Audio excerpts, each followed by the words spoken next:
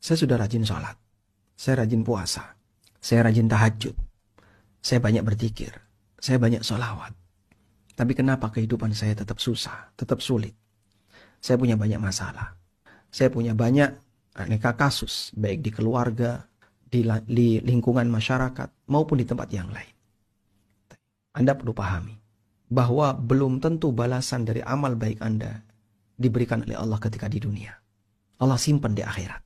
Dan adanya aneka masalah itu sebagai ujian yang harus Anda hadapi sampai mati.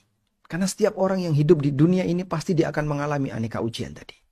Yang menuntut kita untuk sabar dan sabar. Sehingga kita tidak sholat dalam rangka agar kita jadi kaya.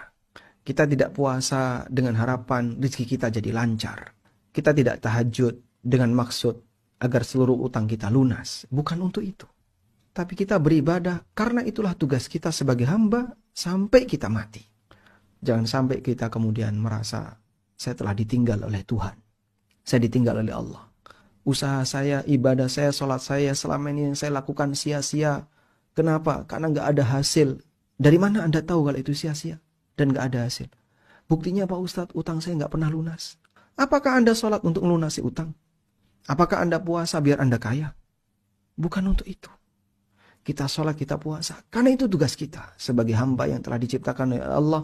Wa ma khalaqtul jinna wal insa illa liya'budun.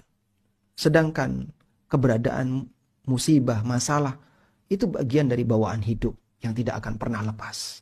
Karena kita akan diuji oleh Allah sampai mati. Di posisi inilah kita perlu memisahkan. Ini ibadah, ini masalah. Anda beribadah karena Anda menjalankan tugas sebagai hamba. Dan kita berharap semoga dengan ibadah ini Allah memberikan balasan kepada kita. Balasan kebaikan, ibadah kita diterima. Sebagai bekal ketika kita menghadap Allah di akhirat. Di sini ada ujian. Memang ini berat. Dan kita berharap kepada Allah agar ujian ini bisa selesai dengan baik. Dengan cara kita banyak berdoa kepadanya. Keberadaan ujian itulah yang membuat Anda mau berdoa. Karena ketika orang hidupnya selalu nyaman, gak ada ujian, mungkin dia akan lupa kepada Tuhannya. Maka ketika dia dikasih ujian, di saat itulah dia bisa nangis di hadapan Tuhannya. Sambil berdoa, memohon sesuatu, memohon. Sehingga doanya gak putus. Doa itu membuktikan kalau dirinya fakir di hadapan Sang Penciptanya. Dirinya miskin di hadapan Allah Azza wa Jalla. Dengan demikian akan menumbuhkan kedekatan dirinya kepada Sang Penciptanya. Selalu merasa saya butuh. Bagian itu perlu kita pupuk terus. Maka masalah kita adukan kepada Sang Kuasa dalam doa-doa yang kita panjatkan.